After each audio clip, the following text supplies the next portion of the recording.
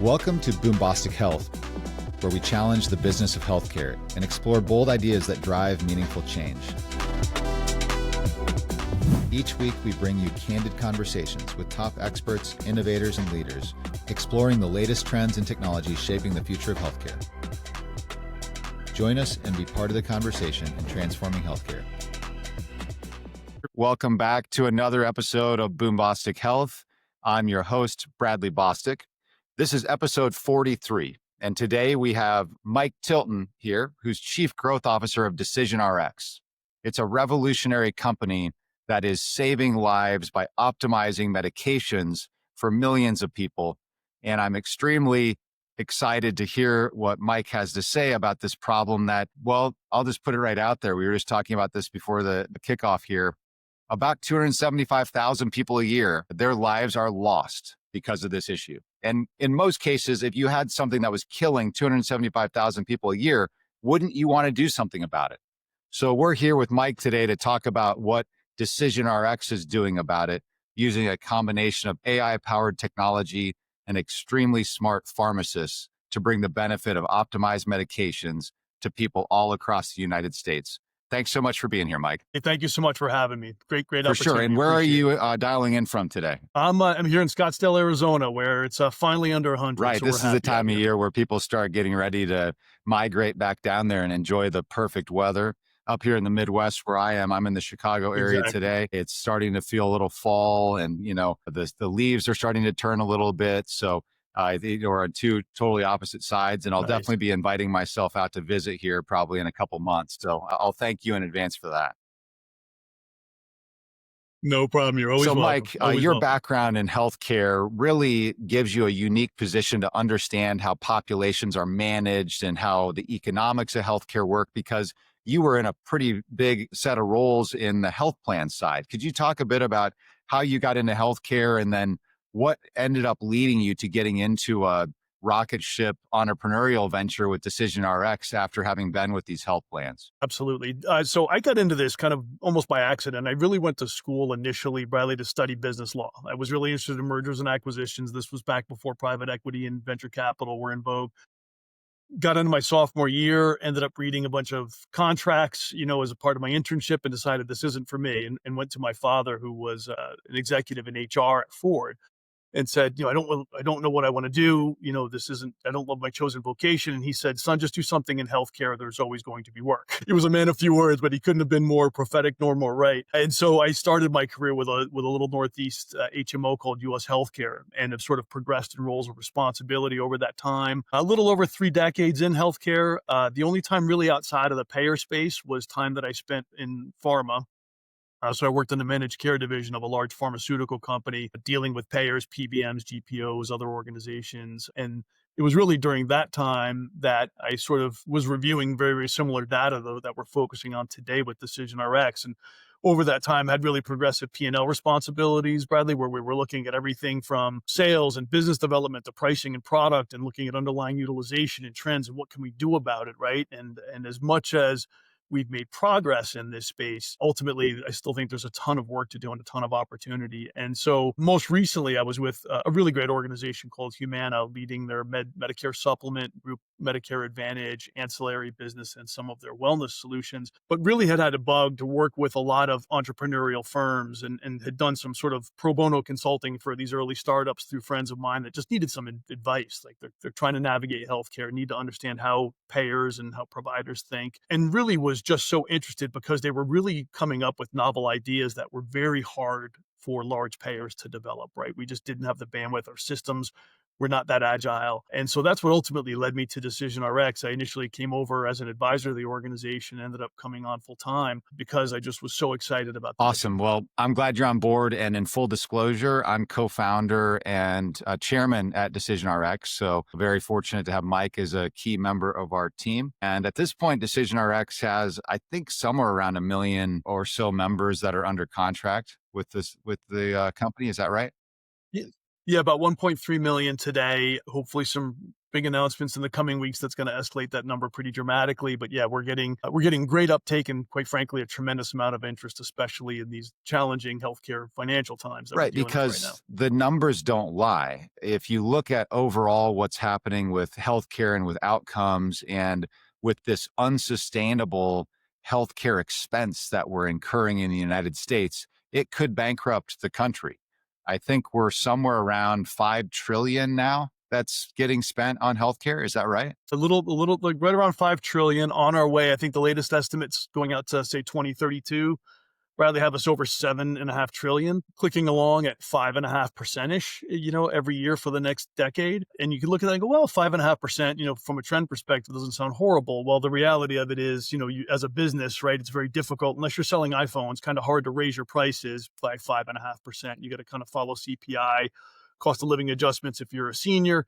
Same thing in Medicaid, right? So the reality of it is that the increases are outstripping the economy, right? And so there's a necessity for dramatic action. There's a necessity to start finding those larger opportunities inside of healthcare to truly start bending or mitigating or eliminating that trend So entirely. we're seeing with this medication therapy optimization capability that DecisionRx provides, it's somewhere in the 8 to 10% savings opportunity. And that means on $5 trillion. I'll let you go ahead and share the number because it's a big one. Yeah, it's about 528 billion is sort of the stated number, based on data going back a couple of years ago. But it's gonna I think traditionally hover around 8 to 10%, and it's total healthcare costs, which I think is an important thing to distinguish, because a lot of the times we get into the conversations, and because it's right there in our title, right, DecisionRx, people initially go to, well, this is savings on pharmacy. The reality of it is our focus is really on total healthcare costs. So looking at everything from certainly looking at pharmacy spending, but a lot of our emphasis and focus is on, ED utilization, urgent care utilization, hospital, admissions. Those are the areas where, quite frankly, the greatest percentage of that Yeah, and savings just to comes put from. that in general human English, it's when you have somebody who is taking medications that don't keep them well or potentially even harm them, so they might create some kind of a health complication, they end up in high cost care scenarios, as they should, right? We're trying to take care of people. And that means they're entering in through the emergency room, which requires all kinds of special equipment and expertise and investment. And then they end up oftentimes in hospital stays. And that all adds up to a big number.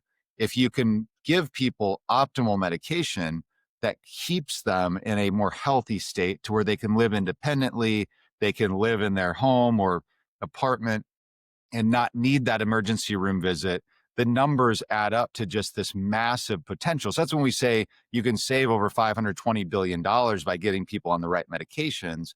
It's not about the idea that the pills cost too much or that you can trade an expensive pill for a cheap pill because, hey, let's say you're spending $150 on one medication and you could take that down to $80, but the $80 medication doesn't actually work. The cost of that reduction is just completely wiped out by the fact that you then have that person end up in the emergency department or you end up hospitalized. So that's a lot of times people, like you said, even in the healthcare world where they're sophisticated people, all they can do is think about how much does the pill cost? And oh, these big pharma companies are making all these money, all this money selling these drugs. And that may be the case, but the cost of the pill pales in comparison to the cost of emergency department visits, of long-term healthcare stays, of the need to be managed and monitored all the time in a more of a care setting that requires 24/7 surveillance. Those are the things that we're trying to bring down. So enter this DecisionRx concept, which is a pretty cool combination of what you can find in this modern technology and AI, but not taking the caregivers out of it. It's powering up the caregivers to bring even more value. Can you talk about how that works? Yeah, for sure. So to your point, we are using some degree of technology inside of our solution. We've got a proprietary algorithm to identify the risk opportunities. We have a patented medication action proposal that kind of drives the engagement with the patient and the provider. But ultimately, at the end of the day, the I think really the sweet spot for us here is this pharmacy guided concierge medicine approach, where we basically are using a physical pharmacist to actually reach out to the member, do a patient intake, and take in all of their information, not just the cheek swab and the pharmacogenetic component of it. That's one very small slice of what we do. It's looking at all their medications, really evaluating their lifestyle, understanding things from over-the-counter medications to supplements. I'm a great example. I don't take any medications, but I take a ton of supplements. So we really go dive very, very deep, and we do that in a humanistic way by reaching out to the patient and getting that information from them. And then we use that pharmacist as sort of this concierge hub and spoke, where they're the one reaching out to the patient.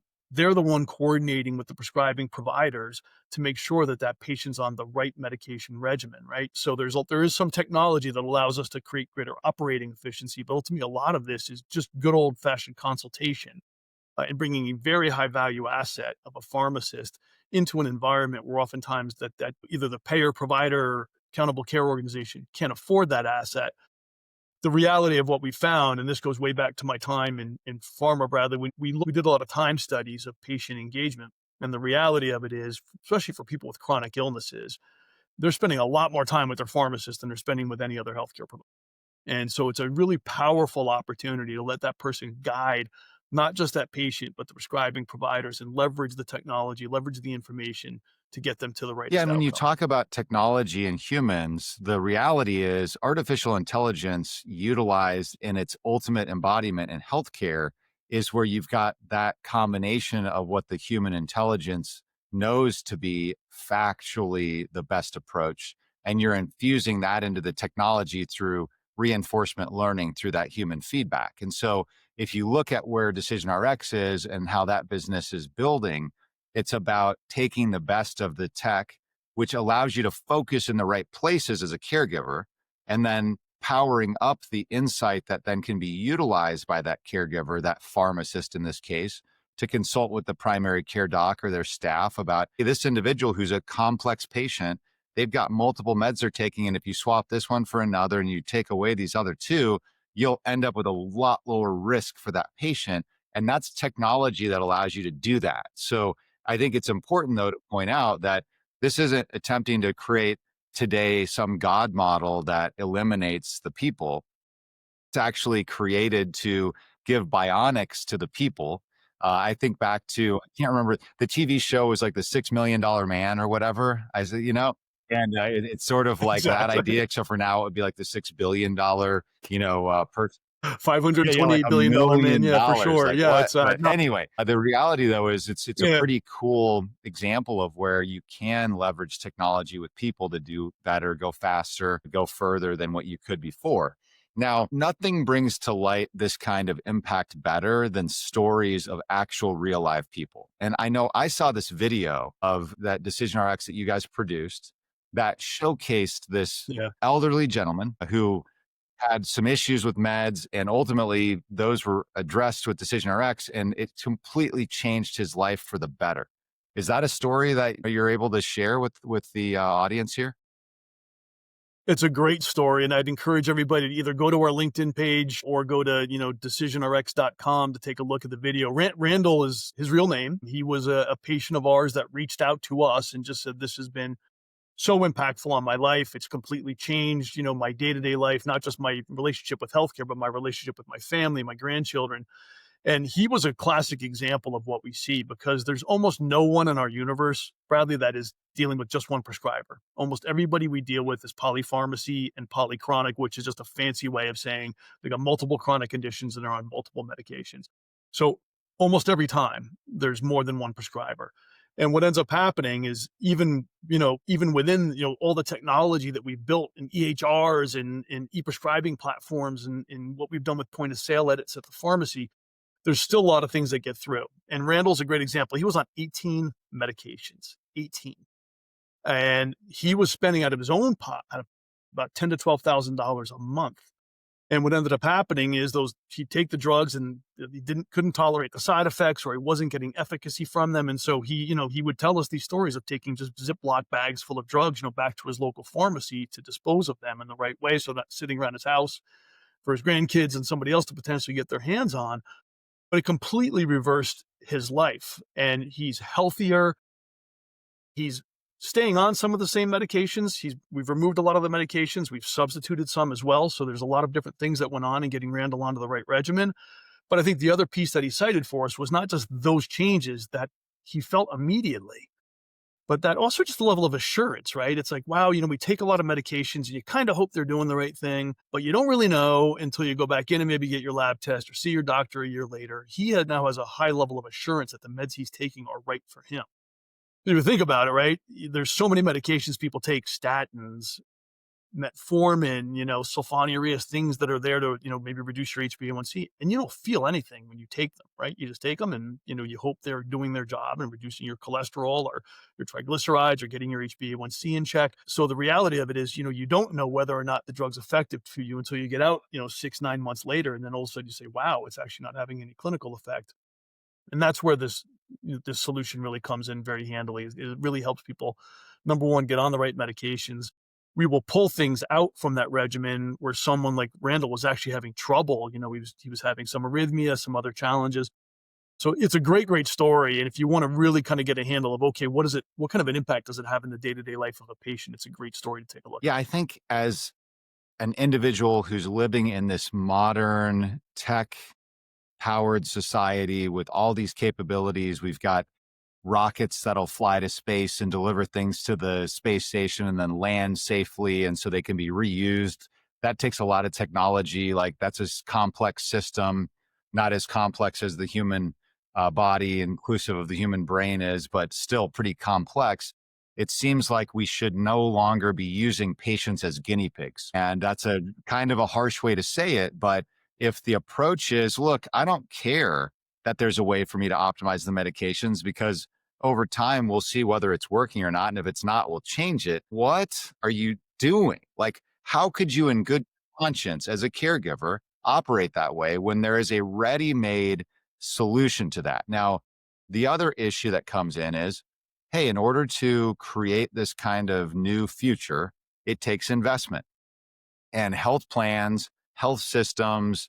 I keep hearing that they're very pressured. In fact, now we see from a financial perspective, now we see some of the earnings coming out and they're very depressed in the health plan world. And it's because of these issues of people having bad outcomes, costing more to take care of, as you said, polychronic patients that are taking lots of drugs, having lots of hospital visits. And it's this reality that you have to have a novel approach to deliver these kinds of capabilities in order to allow the health systems and the health plans to do this in an affordable way. And DecisionRx actually is a pioneer in something here that I think will ultimately become the future of how healthcare innovation gets delivered, which is to come in to partner with health plans in a model whereby they succeed when we succeed and vice versa.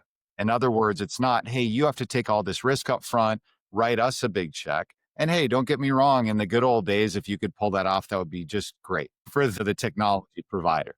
But we're not in that world. We're in a world where we have to find ways to innovate, to bring these capabilities to the table. And DecisionRx has pioneered this in response to the health plan customers and health system customers saying, this is how we need you to do this in order for us to adapt this new innovation into our environment.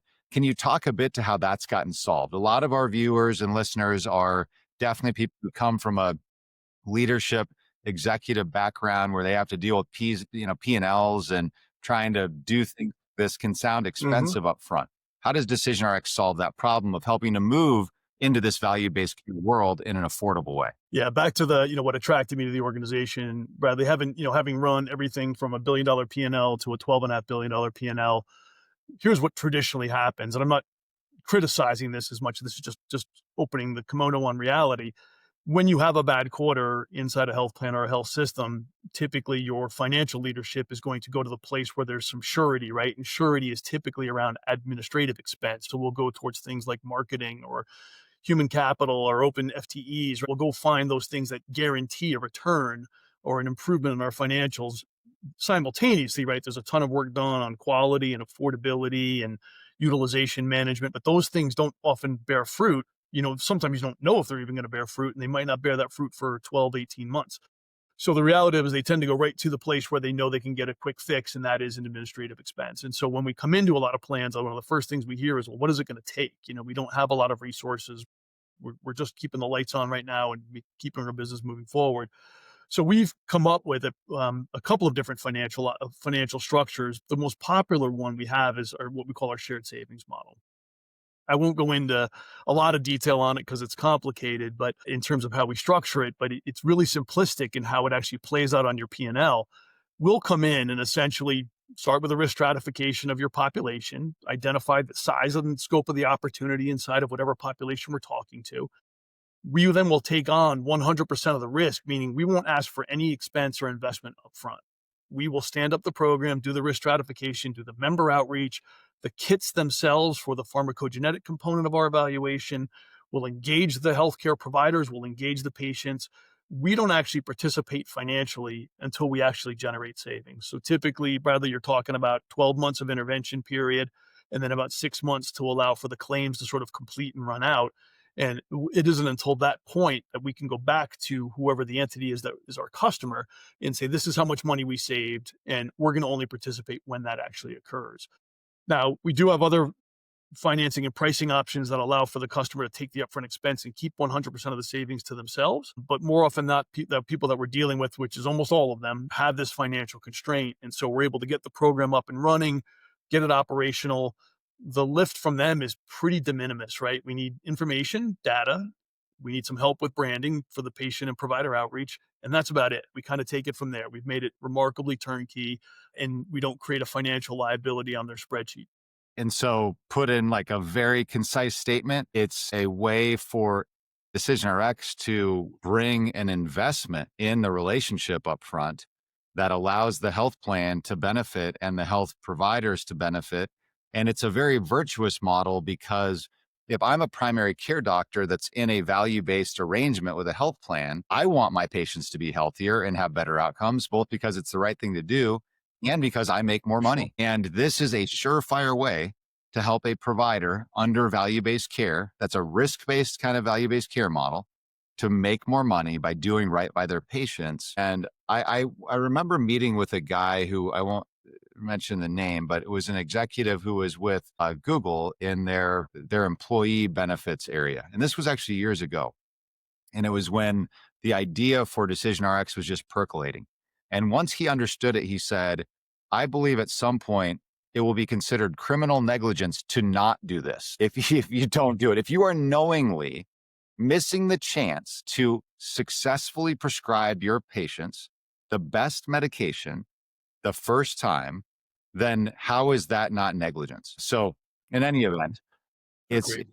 really exciting and gratifying to see how far DecisionRx has come. And it's not only that the solution delivers on the promise, but it's also that the patients and the providers and the health plans all love it. I think we're in the 90 some percent satisfaction you are with this solution. Can you talk a little bit to that? Yeah, we are. We're sitting, not to get overly specific, but 94%, patient satisfaction from the exit surveys that we do. And when I first came here, Bradley, my first comment was, this is an opportunity to sort of create savings, create a better patient experience without actually creating any abrasion, right? So it's this remarkable opportunity for a win-win. And as you mentioned, this virtuous opportunity, it's kind of a great opportunity to do well by doing good, right? Like if we do well, everybody's wins, the patient, the provider, the health plan. So the way I would really sort of think about it is this. A lot of times when we start to take a look at rising healthcare expenses and we try to figure out how to slow that trend or improve even quality, a lot of that, what that results in are things like prior authorizations, utilization management, things like step therapy and pharmacy, right? Things where we say, hey, we want you to try something before you go on to the thing that you're asking to get care for, right? Whether it's a surgery or maybe a specialty medication or whatever it might end up being. For both the provider and the patient, that's an abrasion, right? Because they're looking at it and going, gosh, I feel horrible. My doctor's telling me I need this thing. And you're putting these steps in front of me. And it's played out quite a bit in the media recently, right? These concerns over prior auths and utilization management. And so I think what really makes the program so attractive is some of your statements earlier. All we are doing is giving actionable information to people, right? We're giving them insights that they don't currently have. We're giving healthcare providers kind of a 360 view of that patient, right? No doctor wakes up and comes into the office in the morning and says, gosh, I really want to do a bad job. They're all showing up and saying, I want to perform at the top of my license. I've gone to school for this. I'm passionate about healthcare. The reality, right, is that patient leaves their office and they go see other doctors. They might go on a website and get a medication. They might get on a bus. We see this in Arizona. They get on a bus and drive down to Mexico, get a bunch of medications and come back. So no one's trying to create bad patient outcomes. They just don't have actionable information and insights to actually do the very best job that they can. And so I think why people really like it, patients and consumers really like it, is that we're just simply giving them information. We're giving them really good guidance. They can take action on it immediately. And as I mentioned in the case of Randall, Bradley, the feeling is immediate, right? Like if you're suffering from tingling in your extremities, or maybe you're fainting, or you're having chest arrhythmia because of a medication that doesn't align, there's either an adverse effect or it doesn't clear well because of your metabolism in your genotype. You're going to feel that immediately. Again, it's not like, oh, geez, my HbA1c went down, 0.5%. You don't feel that.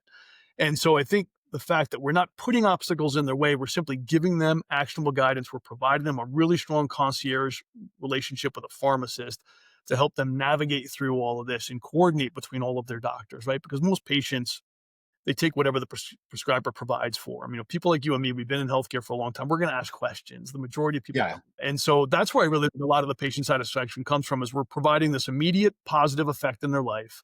We're reducing their out-of-pocket expenditures. We're reducing the health plans out-of-pocket expenditures.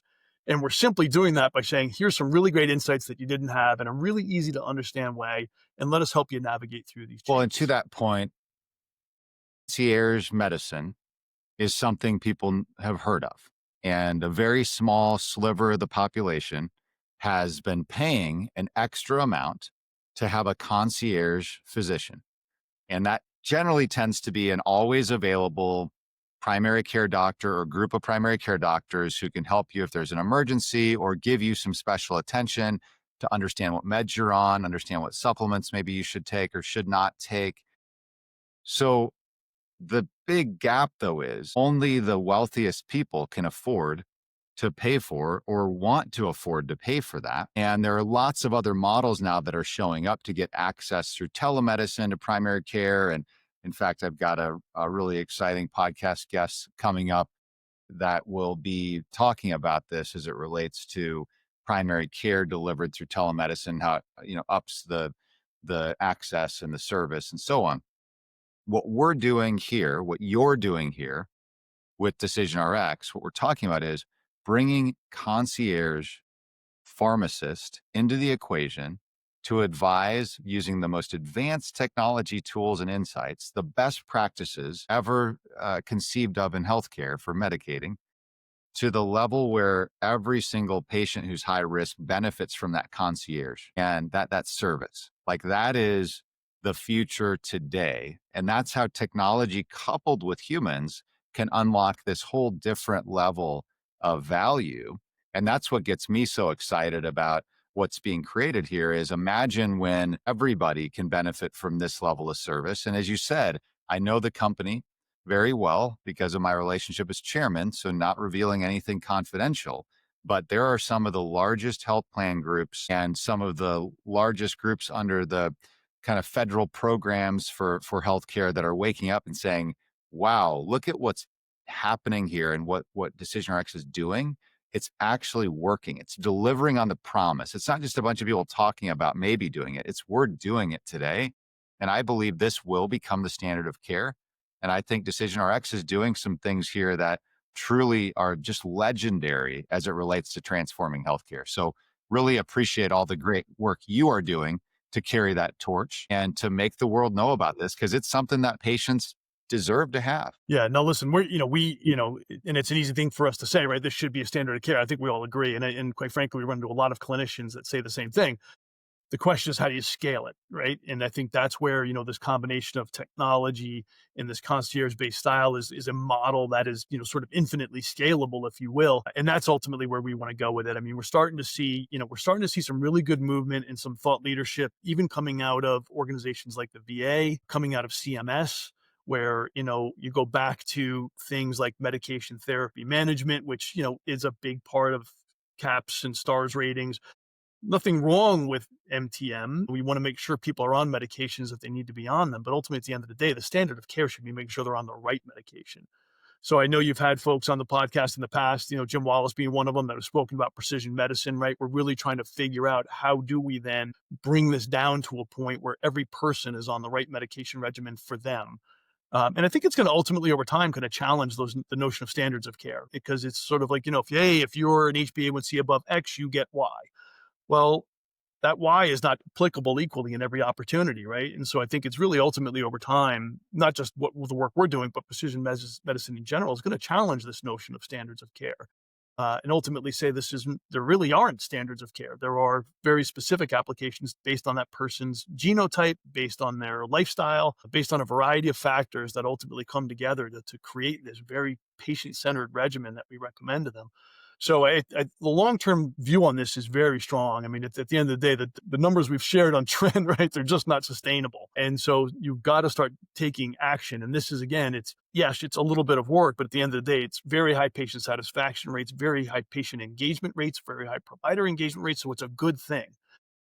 So it's just, to me, it's one of the most amazing opportunities that sits in front of us I'd today say in we're healthcare. going from this cookie cutter, one size fits all type of misnomer, frankly, to a precise, zeroed in on each individual's needs, all the way down to their specific genetic profile, but inclusive of all the other factors that exist for that individual, which is a really exciting place to be. So, well, I know we could cover a lot more, and I'd love to have you back on in the future. Mike, Yeah, thank you so much for being here for sure. on Boombostic Health. I really appreciate it. Bradley, thank you so much. Keep up the great work. Love the podcast. Always great episodes and a lot to learn here. So appreciate Awesome. the And work on you're that doing. note, for anybody who's watching and listening, if you like it, make sure to subscribe and rate the podcast, and it'll help get this podcast out to more people who are innovators in healthcare to help drive additional transformation in this industry that needs it so sorely. So thanks again, Mike from DecisionRx, Chief Growth Officer,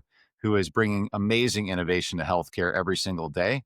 Appreciate you being here. And thank you, everybody, for joining, being part of the Boombostic Health community. It was great to have you here for episode 43, and I will look forward to seeing you next week. Have a great day.